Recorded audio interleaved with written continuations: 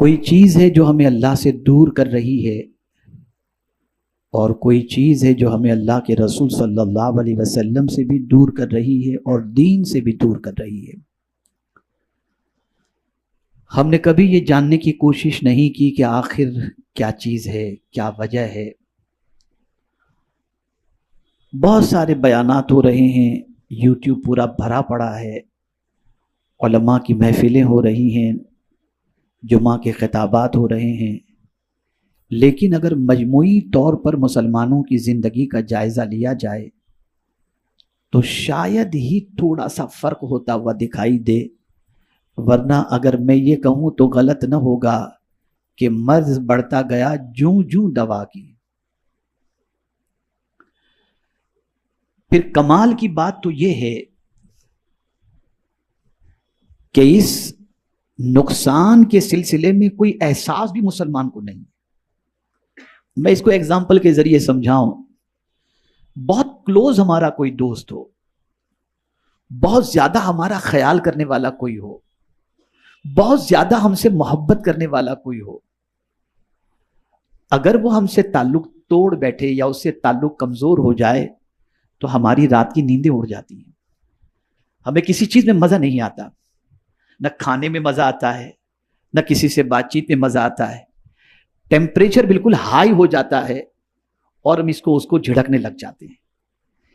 ایک عام انسان جس سے آپ محبت کرتے ہیں، جو آپ کا بھلا چاہنے والا ہے، اس سے تعلق کمزور ہو جائے تو آپ کا یہ حال ہے۔ قدرت سے تعلق کمزور ہو گیا، کوئی فرق نہیں پڑا۔ آپ کہیں گے میں 5 ٹائم کی نماز پڑھتا ہوں، میں نے رمضان کے روزے رکھے، میں تلاوت بھی کرتا ہوں، تو اب میں آپ سے یہ سوال پوچھتا ہوں کہ کیا اتنی ساری چیزیں آپ کے رب سے تعلق کے مضبوط ہونے کی دلیل ہے؟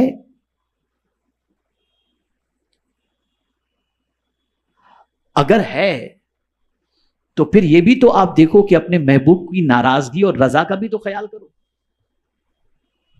کبھی آپ نے سوچا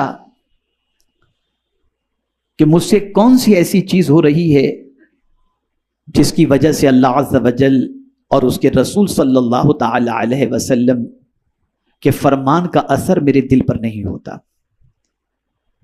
اگر محبت ہو اللہ عز و جل سے، اس کے رسول صلی اللہ تعالی علیہ وسلم سے، تو ان کے فرمان کا اثر تو ہوگا نا۔ آپ پہلے سوچیں، میں جو عرض کرنے جا رہا ہوں، آپ نے اگر اپنے باپ کو بڑا مانا ہے، باپ کا رسپیکٹ، اللہ کی ذات ساری تمثیل سے پاک ہے، باپ کو آپ بڑا مانتے ہیں، آپ جانتے میرے باپ نے مجھے بڑا کیا، میرے باپ نے مجھے کھلایا، میرے باپ نے تعلیم دلائی، میرے باپ نے کپڑے دیے، میرے باپ نے یہ کیا، میرے باپ نے وہ کیا، یہ ساری چیزوں کو آپ جانتے ہیں، تو باپ جب کہتا ہے بیٹے یہ کرو تو آپ کرنے کے لیے تیار ہو جاتے ہیں، اور پھر یہ بھی جانتے ہیں کہ نہیں کروں گا تو میرا باپ مجھ سے ناراض ہو جائے گا۔ کبھی آپ نے یہ سوچا کہ باپ کو بھی روزی اللہ دے رہا ہے، باپ کو بھی پیدا اللہ نے کیا، مجھے بھی پیدا اللہ نے کیا، میں اپنے باپ کی بات نہ مانوں تو باپ ناراض ہو جائے، میں اپنے رب کی بات نہیں مانوں گا تو میرا رب ناراض نہیں ہوگا؟ یہ خیال کیوں نہیں آتا؟ یہ کیفیت کیوں پیدا نہیں ہوتی؟ آج اسی پر سے میں پردہ اٹھانے کی کوشش کروں گا تاکہ آپ جان سکیں کہ نصیحتیں کن کو فائدہ پہنچاتی ہیں اور کن کے دل پر نصیحتیں اثر انداز ہوتی ہیں۔ اگر اللہ کی آیت کا اثر، اللہ کے رسول صلی اللہ علیہ وسلم کے ارشاد کا اثر ہمارے دل پر نہیں ہوتا تو اس کا مطلب یہ نہیں کہ قرآن معاذ اللہ بدل دیا گیا، جو صحابہ کے زمانے میں تھا وہ قرآن اور تھا اور آج قرآن وہ ہے، یہ ہے نہیں۔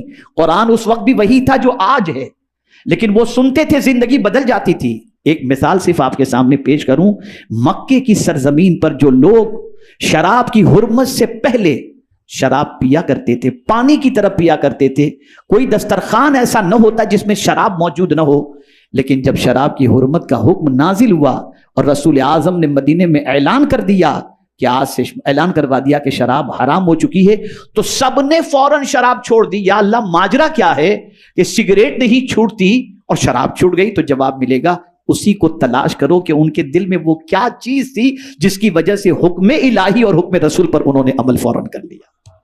اسی چیز کو مجھے آج سمجھانا ہے. اگر یہ سمجھ گئے آپ اور اپنی اصلاح کر لی تو اللہ چاہے گا تو انشاءاللہ العظیم رب کے فرمان اور اس کے رسول صلی اللہ علیہ وسلم کے فرمان کا بھی اثر ہمارے دل پر انشاءاللہ العظیم ہوگا.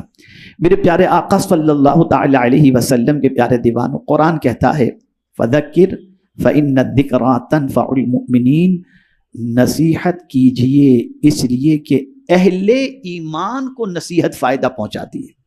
کس کو فائدہ پہنچاتی ہے؟ بولیے، اہل ایمان کو. اب اگر میں آپ سے سوال کروں کہ آپ مومن نہیں، تو آپ کہیں حضرت کیسی بات کرتی ہیں، ہم تو مومن ہیں. تو جب مومن ہیں تو پھر نصیحتیں اثر کیوں نہیں کر رہی؟ کیوں اللہ کا حکم سن کر زندگی نہیں بدل رہی؟ تو اب یہاں پر میں آپ کو سمجھا دوں، ہم اصطلاح شریعت کے اعتبار سے تو مومن ہیں، لیکن قرآن مقدس میں جو مومن کے اوصاف اور حضور صلی اللہ علیہ وسلم کے ارشادات کے اندر جو مومن کی تعریف کی گئی ہے، کیا اس اعتبار کے ہم مومن ہیں؟ آئیے میں آپ کو صرف ایک آیت اور ایک حدیث کی روشنی میں پوچھنا چاہوں گا. پہلی آیت، انما المؤمنون الذین اذا ذکر اللہ وجلت قلوبہم وَإِذَا تُلِيَتْ عَلَيْهِمْ آيَاتُهُ زَادَتْهُمْ ایمانا. اب یہاں مومن کی ڈیفینیشن قرآن بیان کر رہا ہے کہ مومن تو وہی ہے کہ جب اس کے سامنے اللہ ذکر کیا جائے تو اس کا وجود کانپنے لگتا ہے، اس کا دل کانپنے لگتا ہے. وجلت قلوبہم، اس کا دل کانپنے لگتا ہے. وَإِذَا تُلِيَتْ عَلَيْهِمْ آيَاتُهُ زَادَتْهُمْ ایمانا، اور جب ان کے سامنے آیات کی تلاوت کی جاتی ہے تو اس کا ایمان بڑھتا چلا جاتا ہے. یہ مومن کی ڈیفینیشن بیان کی گئی.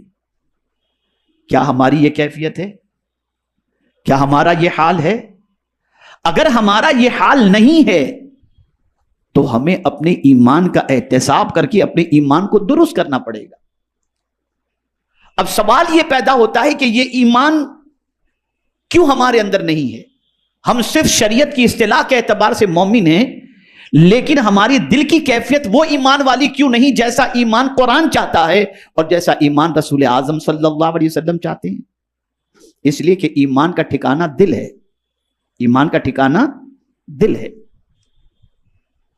تو میرے پیارے آقا صلی اللہ تعالی علیہ وسلم کے پیارے دیوانوں، ایک وجہ تو آپ، ایک تعریف تو ایمان مومن کی آپ نے سماعت فرما لی. اب حضور صلی اللہ علیہ وسلم کے ارشاد کی روشنی میں ایک ایمان کی تعریف سماعت فرما لیں. لا یؤمن احدکم حتی اکون ہواہ تبعا لما جئت بہ. آقا کریم صلی اللہ علیہ وسلم فرماتے ہیں تم میں کا کوئی شخص اس وقت تک کامل مومن نہیں ہو سکتا جب تک کہ اپنی خواہش کو بھی میرے لائے ہوئے دین کے تابع نہ کر دے.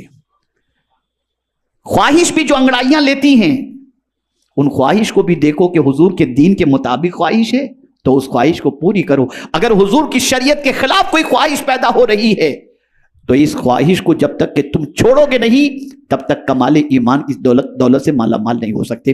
اب میں آپ کو بتاؤں، یہ دل میں ایمان رہتا ہے، اور جب دل خراب ہو جائے، جب دل خراب ہو جائے تو پھر اثر انداز نہ اللہ کی بات ہوتی ہے نہ اللہ کے رسول صلی اللہ علیہ وسلم کی بات ہوتی ہے. میرے پیارے آقا صلی اللہ تعالی علیہ وسلم کے پیارے دیوانوں، اسی کو اللہ عز و جل نے قرآن مقدس کے اندر ایک مقام پر فرمایا فویل للقاسیۃ قلوبہم من ذکر اللہ.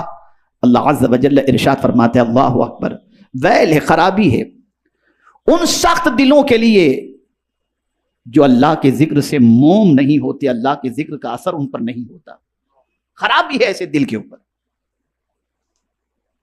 اگر ہمارا دل اتنا سخت ہو چکا ہے کہ اس پر اللہ کی باتوں کا اثر نہیں ہوتا، اللہ کے رسول کی باتوں کا اثر نہیں ہوتا، تو دل ہمارا سخت ہو چکا ہے. اور سخت دل ہونا، اللہ اکبر، یہ بدبختی کی علامت ہے فرمایا گیا. بدبختی کی علامت ہے. اس میں کوئی یہ کمال نہ سمجھے میں تو بہت سخت دل آدمی ہوں یار، کسی کا جنازہ پڑھاؤ تب بھی آنسو نہیں نکلتا. میاں یہ کمال کی بات نہیں ہے، یہ تباہی کا ماتم کرنے کا وقت ہے. سخت دلی اچھی چیز نہیں ہے. اگر کسی کا دل تھوڑا سا بھی سخت اس زمانے میں ہوتا کہ کوئی واقعات دیکھ کر ان پر کوئی اثر نہ ہوتا، نرمی پیدا نہ ہوتی، تو صحابہ حضور کے پاس جاتے عرض کرتے سرکار میرا دل بہت سخت ہو چکا ہے، کوئی نسخہ بتائیں جس سے میرا دل نرم پڑ جائے. اب آئیے میں آپ کو بتاؤں یہ دل سخت کیسے ہوتا ہے. میرے پیارے آقا صلی اللہ علیہ وسلم کے پیارے دیوانوں، حضرت مالک بن دینار رحمت اللہ تعالی علیہ نے فرمایا سخت سے سخت تر عذاب اس کو ہے جس کا دل سخت ہو. جس کا دل سخت ہو سخت سے سخت عذاب اس کو ہے. اور جس پر اللہ کی سخت ناراضگی ہو، توجہ چاہوں گا، جس پر اللہ کی سخت ناراضگی ہو ان کے دلوں سے رحمت نکال دی جاتی ہے. ان کے دلوں سے رحمت نکال دی جاتی ہے. حدیث شریف میں ہے، اب ریزن سمجھ لیجیے، حدیث شریف میں ہے 3 باتیں دل کے اندر سختی پیدا کرتی ہیں. غور سے سننا. کتنی باتیں؟ میں سمجھتا ہوں آپ میں سے ہم میں سے کوئی نہیں چاہے گا کہ ہمارا دل سخت ہو. چاہے گا کوئی؟ ایسا جواب چاہے گا کوئی؟ اب سنیے، رسول اعظم صلی اللہ علیہ وسلم کے احسان پر قربان جائیے کہ دل کی سختی کے حوالے سے حضور صلی اللہ علیہ وسلم ارشاد فرماتے ہیں 3 باتیں دل میں سختی پیدا کرتی ہیں. حب طعام، کھانے کی محبت، یہ آئٹم وہ آئٹم، یہ ڈش وہ ڈش، یہ دل میں سختی پیدا کرتی ہے. جو آ جائے، جو مل جائے اسے کھا لیا کرو. یہ چٹکے جو ہے نا، آج ہمارے یہاں شادیوں میں کیا ہوتا ہے 70 ڈشز 80 ڈشز، اور سمجھتے ہیں یہ کرنے میں کوئی مذائقہ نہیں. ذرا دیکھو، میں تو ایسے ظالموں کو روتے ہوئے بھی نہیں دیکھتا ہوں. ان کی آنکھوں میں آنسو آپ جلدی نہیں دیکھیں گے الا ماشاء اللہ. تو یہ جو حب طعام ہے، بہت زیادہ کھانا، قسم قسم کی ویرائٹیز کے کھانے کا شوق. ہاں اچھا کھانا کھائیے، کوئی مذائقے کی بات نہیں، بس ایک لمٹ ہوتی ہے. اچھا کھانا کھانے کے لیے قرآن نے منع نہیں کیا. کلوا من طیبات ما رزقناکم، جو کچھ ہم نے تم کو حلال میں سے دیا اس سے کھاؤ، لیکن مجھے یہ ہوگا تو ہی میں کھاؤں گا، اور سادہ کھانا پسند نہیں آتا، اور پھر دبا کے کھاؤں گا اور 7 اپ کا دھکا لگاؤں گا، یہ چیز دل کو سختی پیدا کرتی. دوسری چیز حب منام، بہت سونا، جی بھر کے سونا اور سونے ہی کی فکر کرنا. اگر کسی کی طبیعت ایسی بن چکی ہے کہ وہ سونے سے بہت زیادہ محبت کرتا ہے کہ زیادہ سے زیادہ سوتا رہے، نیند ہوتی رہے، اس کا دل اللہ عز و جل سخت فرما دیتا ہے. اور تیسری چیز میرے پیارے آقا صلی اللہ تعالی علیہ وسلم کے پیارے دیوانوں، حب راحت. ایک تو زیادہ سونا ہوا، اور تیسری چیز ہے لگژری لائف. اس کو یوں سمجھ لیجیے، ایک دم لگژری لائف. یہ چیز بھی اگر کسی کی زندگی میں پیدا ہو جائے تو آپ سمجھ لیجیے اللہ تعالیٰ اس کے دل کو سخت فرماتا ہے. اب سنیے، کشف الاسرار میں ہے کہ قسوت قلبی کثرت معصیت سے پیدا ہوتی، یعنی دل کی سختی بہت زیادہ گناہ کرنے سے پیدا ہوتی ہے. ام المؤمنین حضرت عائشہ صدیقہ رضی اللہ تعالی عنہا فرماتی ہیں کہ رسول اکرم صلی اللہ علیہ وسلم کے وصال شریف کے بعد سب سے پہلی برائی جو امت میں پھیلی وہ کثرت طعام، یعنی دبا کے کھانا، پیٹ بھر کر کے کھانا. یہ سب سے بڑی برائی پیدا ہوئی. حضرت شبلی رحمت اللہ تعالی علیہ نے فرمایا کہ جب بھی پیٹ استعام خالی رکھتا ہوں، جب بھی پیٹ استعام یعنی کھانے سے پیٹ کو خالی رکھتا ہوں، بہت زیادہ نہیں کھاتا، ضرورت جتنا کھاتا ہوں، کم کھاتا ہوں. اب دیکھیے اس کا فائدہ بتا رہے حضرت شبلی رحمت اللہ تعالی علیہ فرماتے ہیں کوئی نہ کوئی حکمت دل میں القاء کی جاتی ہے، کوئی نہ کوئی حکمت. جہاں آپ نے کم کھانا شروع کیا، اتنا بھی کم نہیں کہ کمزور ہو جائیں کہ نماز کے لیے کھڑا ہونا مشکل ہو، اور اتنا بھی زیادہ نہ کھا لیں کہ پھر نماز میں ہی نیند آنے لگ جائے. اور آپ اگر چاہتے ہیں کہ اللہ عز و جل اور اس کے رسول صلی اللہ علیہ وسلم کے فرمان کا اثر ہو تو کثرت طعام سے اپنے آپ کو بچائیں. میرے پیارے آقا صلی اللہ علیہ وسلم کے پیارے دیوانوں، حدیث شریف میں ہے کہ اللہ تعالیٰ کے نزدیک افضل وہ ہے جو زیادہ بھوکا اور بہت زیادہ تفکر و تدبر کرے، اور اس کے نزدیک برا کون ہے؟ اس کے نزدیک برا وہ ہے جو زیادہ کھائے، زیادہ پیے اور زیادہ سوئے۔ افضل وہ ہے جو بھوکا رہے اور تفکر و تدبر کرے، اور برا کون ہے؟ جو زیادہ کھائے پیے اور سوئے۔ لیکن یاد رکھیں، کھاؤ پیو لیکن پیٹ نہ بھرو، اس لیے کہ نبوت کا ایک جز ہے، یعنی کوئی نبی آج تک ایسے آئے ہی نہیں جنہوں نے پیٹ بھر کر کے کھانا کھایا ہو۔ کوئی نبی ایسے جنہوں نے پیٹ بھر کر کے کھانا کھایا ہو۔ لیکن کھاؤ حلال چیزیں، کوئی مذائقے کی بات نہیں، اچھا کھاؤ، ہیلتھی کھاؤ، کوئی پرابلم کی بات نہیں، لیکن اتنا بھی نہ ہو کہ صرف کھانا ہی زندگی کا مقصد بن جائے۔ میرے پیارے آقا صلی اللہ تعالی علیہ وسلم کے پیارے دیوانوں، قساوت قلبی کے حوالے سے آپ نے کچھ باتیں سماعت فرمائیں۔ اب آئیے میں آپ کو خاص طور پر ان 10 چیزوں کو آپ کی سماعتوں کے حوالے کروں۔ پہلے تو یہ بتا دوں کہ نصیحت قبول کون کرتا ہے، جیسا کہ فرمایا گیا فَذَكِّرْ فَإِنَّ الذِّكْرَىٰ تَنفَعُ الْمُؤْمِنِينَ، نصیحت کرو کہ نصیحت ایمان والے قبول کرتے ہیں۔ اسی طریقے سے ایک مقام پر فرمایا گیا وَذَكِّرْ فَإِنَّ، اللہ عز و جل نے ارشاد فرمایا کہ